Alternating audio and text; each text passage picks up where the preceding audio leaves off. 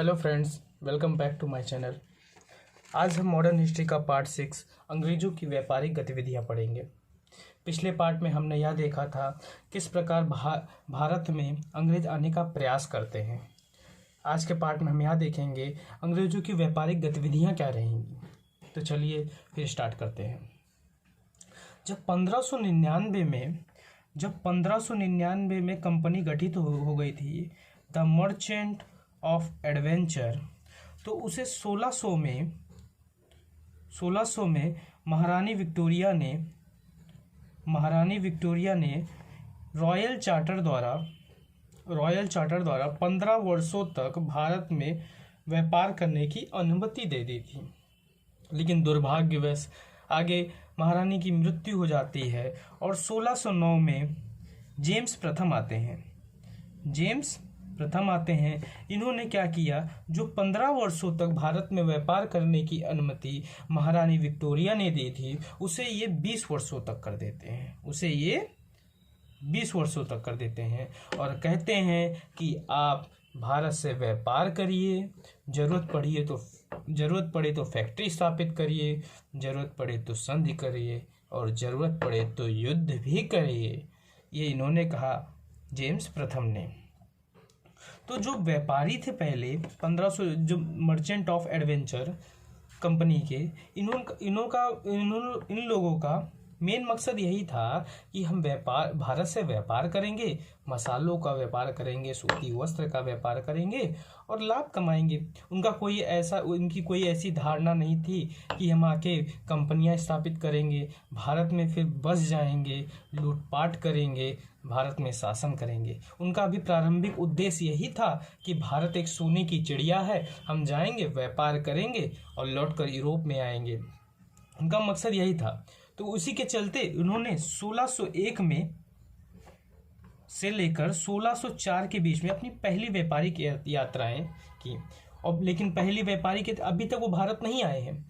उन्होंने 1601 से लेकर 1604 के बीच में अपनी पहली व्यापारिक यात्राएं दक्षिण पूर्व एशिया की। पहली व्यापारिक यात्राएं दक्षिण पूर्व एशिया की, सुमात्रा में की, जावा में की, बंटम में की, मलक्का में की। फिर 1604 से लेकर 1606 के बीच में इन्होंने अपनी दूसरी व्यापारिक यात्राएं भी सेम दक्षिण पूर्व एशिया में की। अभी तक ये भारत की ओर रुख नहीं किए हैं, वो अभी दक्षिण पूर्व एशिया से ही मसालों का व्यापार कर रहे हैं, क्योंकि यहाँ भी मसाले काफ़ी पर्याप्त मात्रा में थे, यहाँ से भी मसाले का लेन देन होता था। फिर जब दो यात्राएं दक्षिण पूर्व एशिया में हो गई, अब वहाँ के राजा जेम्स प्रथम ने कहा कि अब तीसरी व्यापारिक यात्रा है, अब तुम भारत जाओ। भारत बहुत हो गया दक्षिण पूर्व एशिया, अब जाओ तुम भारत से जाओ, पैसा कमाओ, क्योंकि वहाँ पे भी मसाला व्यापार खूब अच्छी तरह से होता है, भारत जाओ। अब भारत जाने के लिए वहाँ पे तो शासक उस टाइम वहाँ पे जहांगीर था। हाँ, एक चीज़ और आपको बता दें, ये क्वेश्चन आता है कि जब कंपनी गठित हुई थी तो उस टाइम भारत में अकबर का शासन था। लेकिन जब कंपनी गठित होती है तो अकबर का शासन था, लेकिन जब कंपनी भारत आएगी तब वहाँ पे जहांगीर का शासन रहेगा, क्योंकि अकबर की मृत्यु 1605 में हो जाती है। अब जेम्स प्रथम ने ये जिम्मा सौंपा कैप्टन हॉकिंस का। अब कैप्टन हॉकिंस को थोड़ा स्मार्ट हम लोग बना लेते हैं, कैप्टन हॉकिंस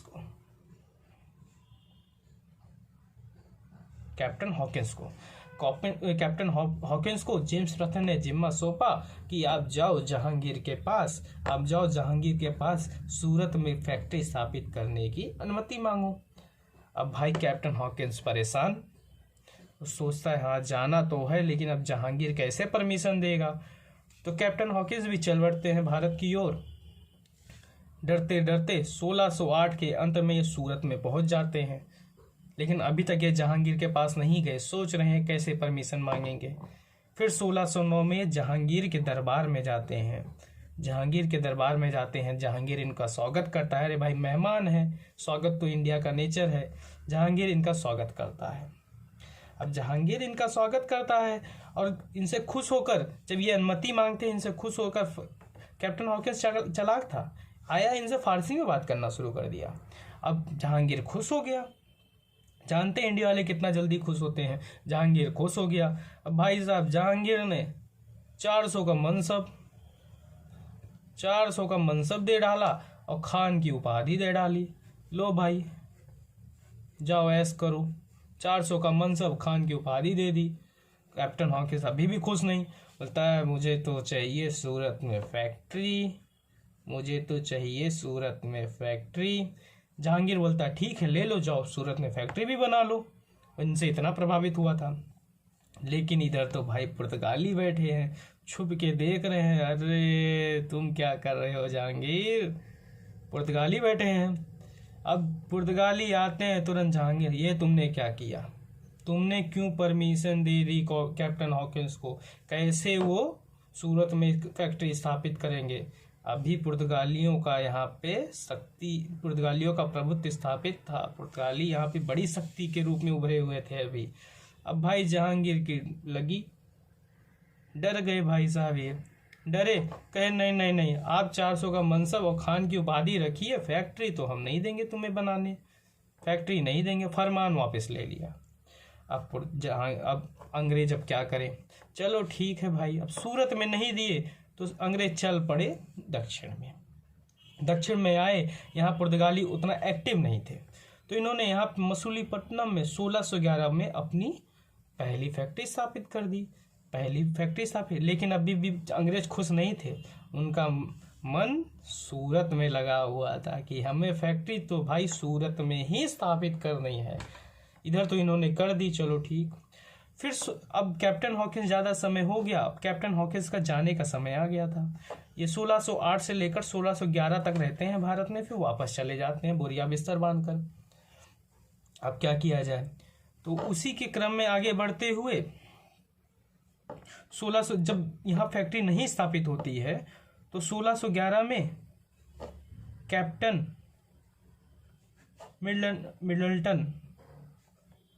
मिडलटन को गुस्सा आता है। ये गुजरात के एक छोटा सा गांव है सौली में, ज़्यादा बड़ा नहीं हिम्मत दिखाए, एक छोटा सा गांव है सौली में ये लड़ाई झगड़ा करके पुर्तगालियों को मार पीट के हरा देते हैं और अपना अधिकार कर लेते हैं।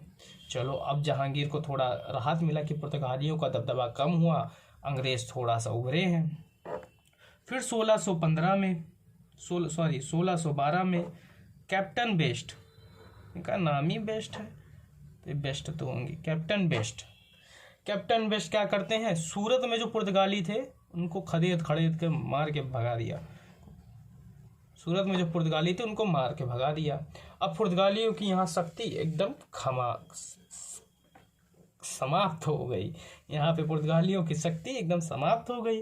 अब भाई यहाँ पे अंग्रेज की शक्ति उभरी है। अब जहांगीर बोल रहा है अरे हमने तो गलती की थी, फरमान वापस कर, एक काम करिए आप फिर से फरमान ले लीजिए, चलिए फैक्ट्री स्थापित कर लीजिए। अंग्रेज भी बोलते हैं बहुत होशियार बनते हो, ठीक है।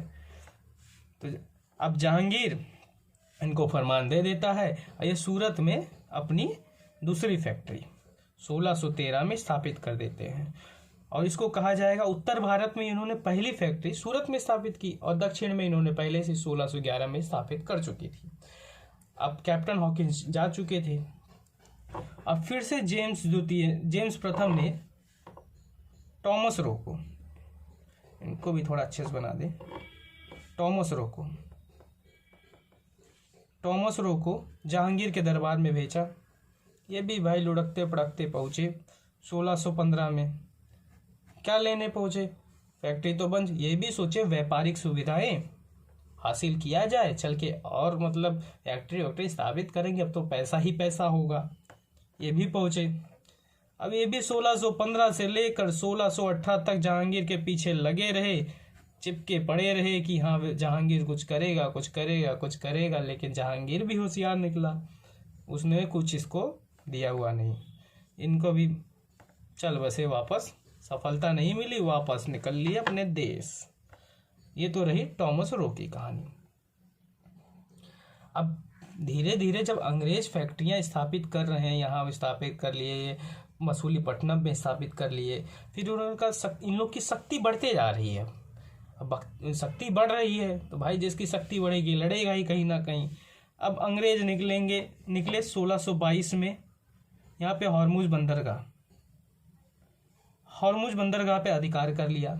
अब हॉर्मुज बंदरगाह पे अधिकार क्यों करेंगे, इंडिया में करना था कुछ, ये वहाँ जाके क्या कर रहे हैं, वहाँ इसलिए गए हो कि जो लाल सागर, फारस की खाड़ी, अरब सागर से जो व्यापार होता था अब पूरा इनके नियंत्रण में आ जाएगा। यहाँ पे अपनी सैनिक बैठा देंगे कि भाई अगर कोई और आया तो मार धाड़ के गिरा देना, अगर हम आएंगे तो हंस के मुस्कुरा के हमें जाने देना।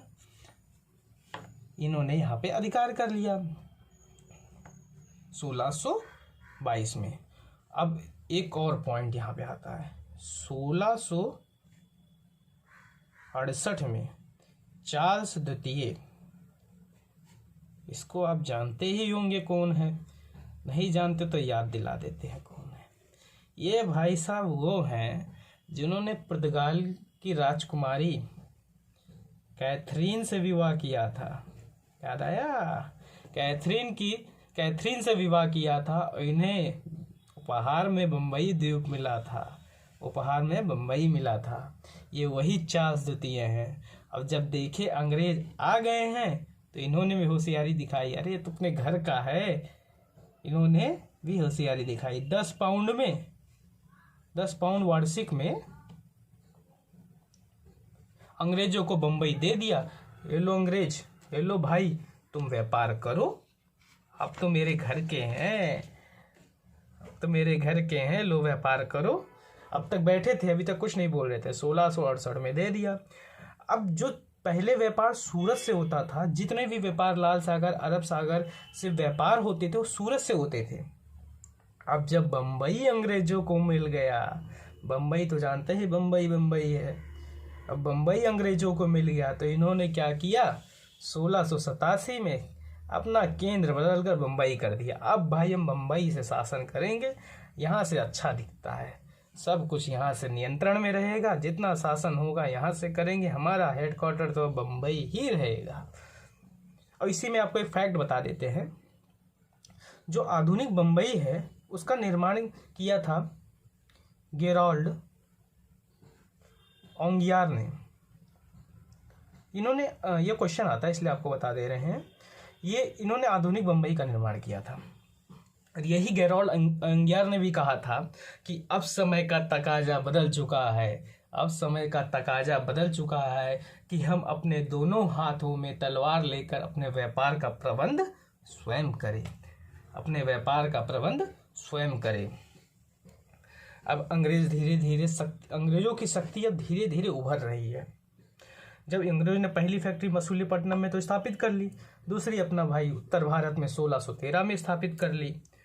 अब ये क्या करे, अब बात यहाँ पे जो मसूलीपट्टनम थी, यहाँ पे गोलकुंडा का सुल्तान था। अब अंग्रेजों ने यहाँ पे होशियारी लगाई, क्यों ना गोलकुंडा के सुल्तान को फुसलाया जाए। अब यहाँ भी बताते हैं क्यों इन्होंने होशियारी लगाई। अब गोलकुंडा के सुल्तान से इन्होंने सुनहरा फरमान जारी करवा लिया। और ये सुनहरा फरमान क्या है, मात्र 500 पैगोड़ा में सुनहरा फरमान जारी करवा लिया। अब ये सुनहरा फरमान के तहत जो पूर्व में जितने बंदरगाह थे उनसे कर मुक्त व्यापार कर सकते थे, कर मुक्त व्यापार। अब भाई इनको कर मुक्त व्यापार भी मिल गया, आराम से व्यापार करेंगे, पैसा ही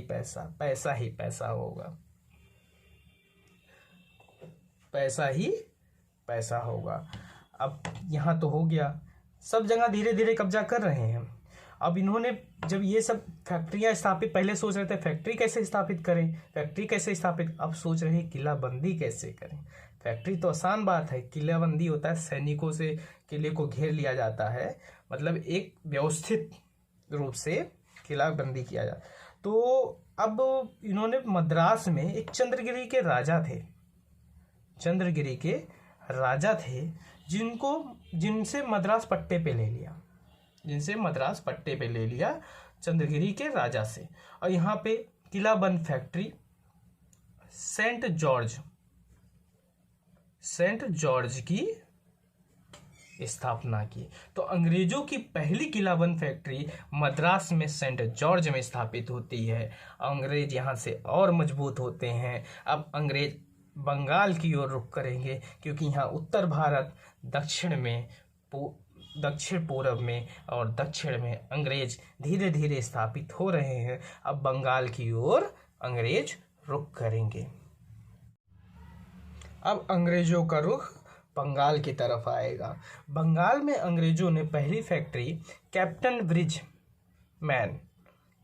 ब्रिजमैन, तो हुगली ब्रिज है क्या, ब्रिजमैन, कैप्टन ब्रिजमैन के अधीन हुगली में अपनी पहली फैक्ट्री स्थापित की। कैप्टन ब्रिजमैन के नेतृत्व में अपनी पहली फैक्ट्री हुगली में स्थापित की। इसके तत्काल बाद कासिम मजार बिहार के पटना में व्यापारी कंपनियां, कासिम मजार बिहार के पटना में मतलब कंपनियां स्थापित करते जा रहे हैं धीरे धीरे। लेकिन जब हुगली में स्थापित की तो इस टाइम वहाँ का जो बंगाल का सूबेदार था वो कौन था, शाह सूजा, इसके नाम में ही सूजा, वहाँ का सूबेदार था शाह सूजा। अब भाई शाह सूजा को बीमार था तो अंग्रेज जब आते थे तो अपने साथ डॉक्टर भी रखते थे, सब रहते थे उनके साथ। तो शाह सूजा का उन्होंने इलाज कर दिया। अब इंडियन जानते ही, इंडियन दयालु, इन्होंने इतना प्रसन्न हो गए, इन्होंने कहा जाओ अंग्रेज, तुम मुझे 3000 वार्षिक रुपया दो और जाओ बंगाल में तुम कर मुक्त व्यापार करो। और बंगाल बता दे उस टाइम इतना पैसा था बंगाल में, इतना जो करोड़ों की मतलब 3000 क्या है, करोड़ों जहाँ मिलता हो वहाँ 3000 क्या है। तो 3000 इतना छोटी सी रकम में से कहा कि जाओ 3000 में आप बंगाल में कर मुक्त व्यापार करो, जितना व्यापार करना है उतना व्यापार करो। अंग्रेज यही चाहते थे। अब अंग्रेज व्यापार करना शुरू कर दिए, कंपनियां स्थापित करते हैं, व्यापार करते हैं, खूब लाभ कमाते हैं। फिर सूबेदार भी बदलेगा, समय बदलेगा तो सूबेदार बदलेगा। फिर आते हैं शाइस्ता खां। ये भाई साहब को, इनको भी कोई परेशानी नहीं, ये भी कहते हैं करो, दिमाग ही नहीं है, कहते हैं करो व्यापार। अंग्रेज भाई कर रहे हैं व्यापार, इनको 3000 मिल रहा है, आलसी लोग आराम से पा रहे हैं, खा रहे हैं, उड़ा रहे हैं। अंग्रेज इतना चालाक थे कि मतलब व्यापार में इतना लाभ कमा रहे हैं। फिर क्या कह रहे हैं, औरंगजेब उस टाइम का शासक था, औरंगजेब उस टाइम का शासक रहेगा। व्यापार में इतना लाभ कमा रहे हैं, फिर भी औरंगजेब के पास जा रहे हैं और कह रहे हैं यहाँ के जो स्थानीय अधिकारी हैं ना, औरंगजेब का कान भरे, यहाँ के जो स्थानीय अधिकारी हैं वो मुझे परेशान कर रहे हैं, मुझे व्यापार करने नहीं दे रहे हैं, मुझे लाभ नहीं हो रहा है, हम इतना पैसा देते हैं कैसे रह पाएंगे, खाने जीने भर का नहीं हो रहा है, बच्चे को कैसे पालेंगे। अरे बहुत होशियार थे। ऐसा कहकर भाई सब अंग्रेज के पास चले गए कि हमारा तो पेट ही नहीं चल पा रहा है, इतना परेशान कर रहे हैं, हमें कुछ प्रॉफिट ही नहीं हो रहा है। औरंगजेब भी भाई दयालु, इन्होंने 1680 मतलब अंग्रेजों ने भारतीयों के दिमाग से दिल से खूब खेला। फिर 1680 में क्या करते हैं, फरमान जारी कर देते हैं। उधर जहांगीर फरमान जारी करके एकदम वो कर दिए, अब ये भी फरमान जारी कर देंगे। इन्होंने 1680 में फरमान जारी कर दिया कि भाई अंग्रेज को कोई परेशान नहीं करेगा, जितने भी अधिकारियां हैं कोई परेशान नहीं करेगा। इसके बदले अगर तुम्हें इतना कम लग रहा है पैसा कि ये 3000 कम दे रहे हैं, चलो ठीक है, 2% चुंगी देते थे, अब 2.5% जजिया भी दे देंगे, 2.5% जजिया भी दे देंगे, लेकिन तुम परेशान मत करो इनको, व्यापार करने दो, बेचारे इनका पेट नहीं पाला जा रहा है, खाने पीने का पैसा नहीं मिल रहा है इनको, कह देते हैं। लेकिन वहाँ के स्थानीय अधिकारी वो चुप रहेंगे वो जब देख रहे हैं कि अंग्रेज किस प्रकार बंगाल को लूट रहे हैं, दक्षिण पूर्व में लूट रहे हैं, उत्तर भारत में लूट रहे हैं, अपनी शक्तियां बढ़ाते जा रहे हैं धीरे धीरे, उनको भाई चैन मिलेगा? वो अंग्रेज की बात को मानते ही नहीं है। बोलते हटो, शासक हो गए तुम अपने घर के, हम तुम्हारी बात नहीं मानेंगे। और औरंगजेब कहते अच्छा ठीक है, तुम यहाँ पे मतलब इनको अंग्रेज को कहते हैं ठीक है, तुम कंपनियां तो मतलब स्थापित कर लियो, व्यापार कर लियो, लेकिन किलेबंदी मत करना। अंग्रेज हाँ ठीक ठीक ठीक ठीक साहब, नहीं करेंगे नहीं करेंगे, आपकी बात सर आँखों पे, हम किलेबंदी नहीं करेंगे। स्थानीय व्यापारी जब औरंगजेब की बात नहीं मानते हैं, औरंगजेब की बात नहीं मानते हैं, तो अब अंग्रेज सोचते हैं कि जब ये नहीं मान रहे हैं और अपने शासक की बात, तो हम अपना कदम खुद उठाएंगे। तो ये भाई साहब जाते हैं, मुगल जहाजी बेड़ा को बंदी बना लेते हैं, मुगल जहाजी बेड़ा को बंदी बना लेते हैं।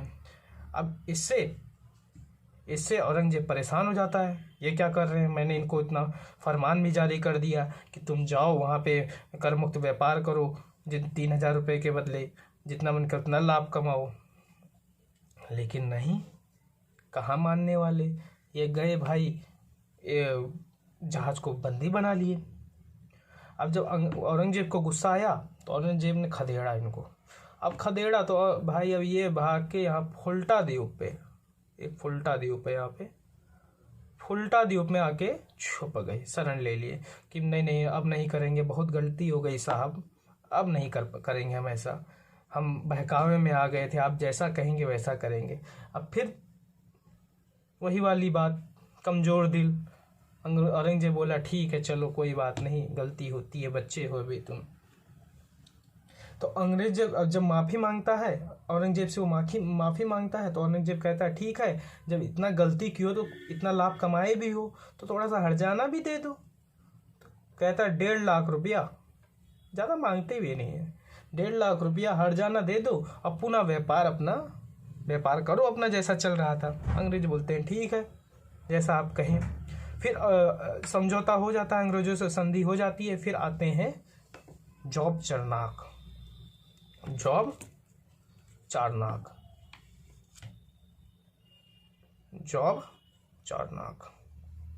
ये आते हैं बंगाल में। इन्होंने सबसे पहले सुतनुती, नाम भी अजीब है, सुतनुती पे अपनी फैक्ट्री स्थापित की जॉब चारनाक में। अब समय बदला, बोलते हैं ना समय बदलेगा तो इंसान बदलेगा, तो अब शाइस्ता खां के बदले यहाँ पे आ जाएंगे इब्राहिम खां। ये भी भाई आलसी इंसान, इनसे भी कोई मतलब नहीं। जो चल रहा था 3,000, यहाँ के सूबेदार बन के आए थे, जो चल रहा था 3,000 चलने दो, हमें कोई फर्क नहीं पड़ता। अब अंग्रेज तो दिमाग लगा रहे थे, धीरे धीरे जॉब चारनाक आ चुके थे, सुतनुती में अपना फैक्ट्री स्थापित कर चुके थे, 3,000 दे रहे थे, लाभ कमा रहे थे, लेकिन इससे पेट कहाँ भरेगा। तो उसी समय वहाँ की एक जमींदार बंगाल की शोभा सिंह, इंडिया वाले भी धोखा देते हैं, देखो शोभा सिंह, अब इन्हीं का फ़ायदा उठा के क्या कहते हैं, औरंगजेब किलाबंद फैक्ट्री स्थापित करेंगे। अब शोभा सिंह की कहानी क्या है। शोभा सिंह बंगाल से नाराज होकर, औरंगजेब से, सूबेदारों से नाराज होकर विरोध कर देती है। अब अंग्रेज इनका फ़ायदा उठाकर इनके पीछे छुपकर शोभा सिंह का पहला तो साथ देते हैं, और इनके पीछे छुपकर शोभा सिंह से जमींदारी हासिल कर लेते हैं, मात्र 1,200 रुपये में, मात्र 1,200 में। और उस 1,200 में सुतनुती कालीकाता, कलकत्ता नहीं, कालीकाता और गोविंदपुर, ये 3 गांव की जमींदारी 1,200 रुपये में ले लेते हैं कि हम आपकी रक्षा करेंगे, आप बहुत सही कर रही हैं, आप विरोध करके बहुत अच्छा काम कर रही हैं। अब फिर समय बदला। अब इब्राहिम खां के बाद आएंगे नए सूबेदार अजीम उस शान, नाम में इनके शान है, शान, अजीम उस शान, जिन्होंने भाई अनुमति दे दी, करो करो व्यापार, करो करो व्यापार, अनुमति दे दी। अब यही अजीम उस शान जो थे, इन्होंने क्या किया, एक गांव, दो गांव, ये 3 गांव। पहला गांव सुतनुती, दूसरा गांव कालीकाता, तीसरा गोविंदपुर। कहा ये तीनों को मिलाकर आप किले बंद फैक्ट्री स्थापित कर लीजिए। लो भाई, यही तो अंग्रेज चाहते थे, किले बंद फैक्ट्री स्थापित कर लीजिए, ये तीनों को मिलाकर। अब यहीं पर स्थापना होती है फोर्ट विलियम।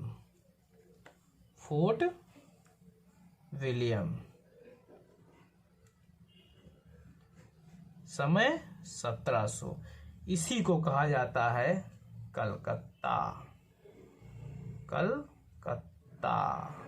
इसी को कहा जाता है कलकत्ता। अब कलकत्ता के निर्माता हो जाएंगे जॉब चरनाथ, क्योंकि इन्हीं के नेतृत्व में ही सूबा सिंह के पीछे छुपकर सुतनुती, कालीकाता, गोविंदपुर गांव को अपने जमींदारी में ले लिया और फिर फोर्ट विलियम की स्थापना कर किलेबंद फैक्ट्री की स्थापना की और फोर्ट विलियम का प्रथम प्रेसिडेंट चार्ल्स आयर को नियुक्त किया। अब किलेबंद फैक्ट्री है तो भाई अब नए नए अधिकारी आएंगे, तो चार्ल्स आयर को प्रथम क्या नियुक्त किया, प्रेसिडेंट, तथा उड़ीसा में फैक्ट्रियां स्थापित करना शुरू कर दिए। इस प्रकार अंग्रेजों की जैसे इतना सब कार्य कर रहे हैं, इनका देखो सेंट जॉर्ज यहाँ का मुख्यालय हो गया, यहाँ का मुख्यालय मुंबई हो गया, यहाँ का मुख्यालय फोर्ट विलियम हो गया, मतलब 3 जगह 3 बड़े मुख्यालय। ये तो अंग्रेजों के थे। पहला मुख्यालय इनका मद्रास, दूसरा मुख्यालय इनका बम्बई और तीसरा मुख्यालय इनका कलकत्ता हो गया। अब पूरे देख लो, कोने कोने इन लोग पकड़े हैं पूरे भारत में, ऐसे ही नेतृत्व करेंगे पूरे भारत का। जब औरंगजेब की मृत्यु हो जाती है, जब तक औरंगजेब था तब तक कुछ हद तक अंग्रेज कंट्रोल में थे। जब औरंगजेब की 1707 में मृत्यु हो जाती है, स्वर्ग में जाते कि नर्क में पता नहीं, लेकिन मृत्यु हो जाती है जब औरंगजेब की, तो मुगल साम्राज्य का पतन भी शुरू हो जाता है। मुगल साम्राज्य का पतन शुरू हो जाता है। इसी में अंग्रेजों ने अपना प्रभाव और स्थापित करना शुरू कर दिया कि क्यों ना हम अपनी शक्ति और बढ़ाएं। फिर अब जब औरंगजेब की मृत्यु हो जाएगी तो नए सम्राट आएंगे। तो इस समय आएंगे फर्रुख सियर।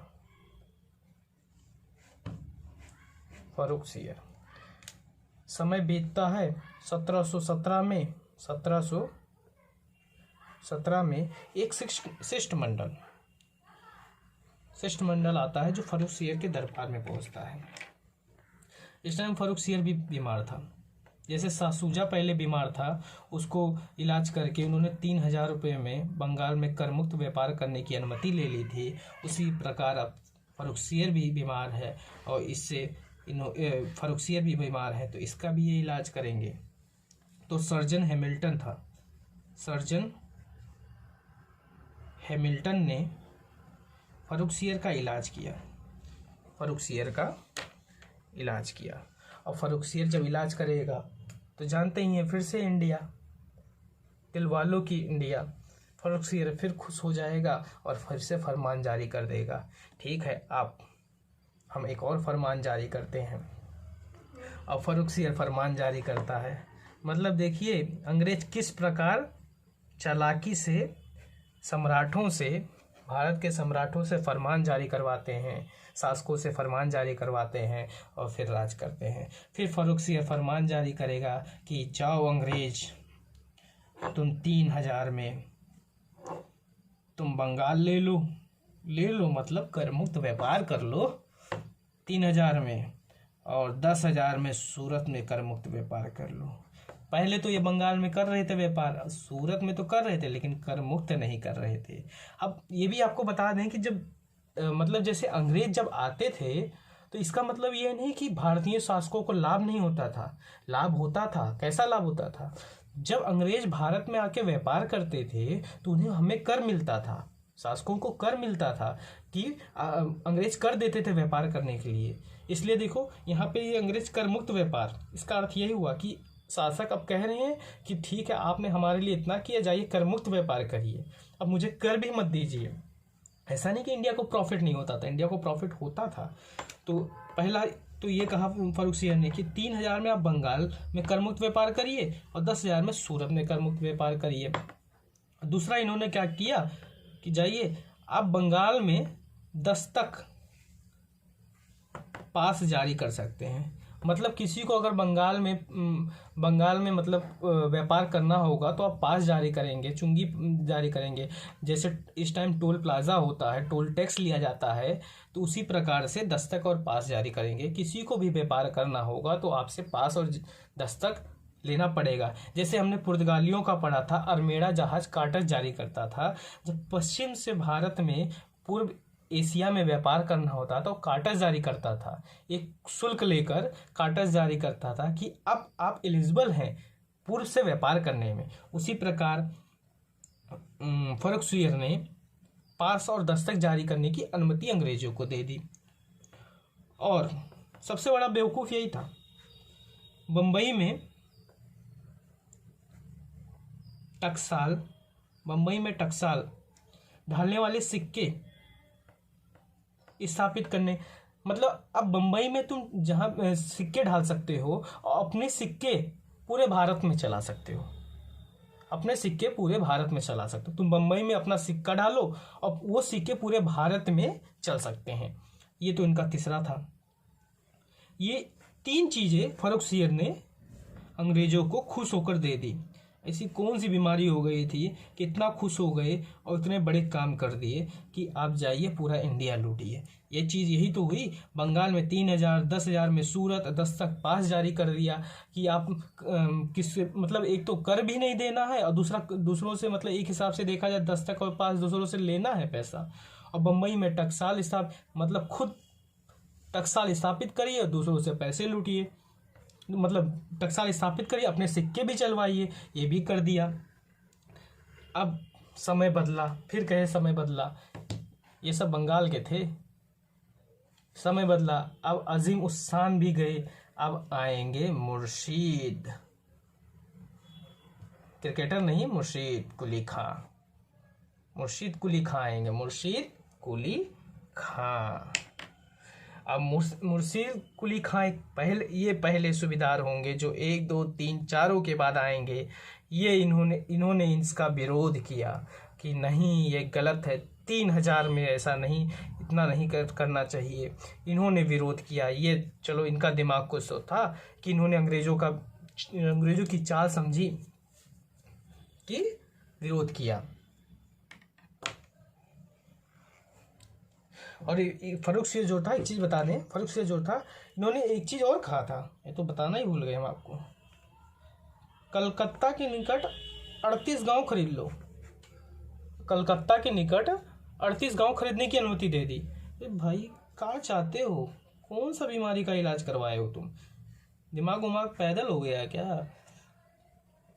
और यही कारण था कि जब मुर्शीद कुली खां आता है, जब इनका देखता है कि 3,000, 10,000 दस्तक पास, बंबई में टकसाल, 38 गांव ये सब दिए जा रहे हैं, जैसे दहेज दे रहे हैं, मुर्शीद कुली खां ने इनका विरोध कर दिया।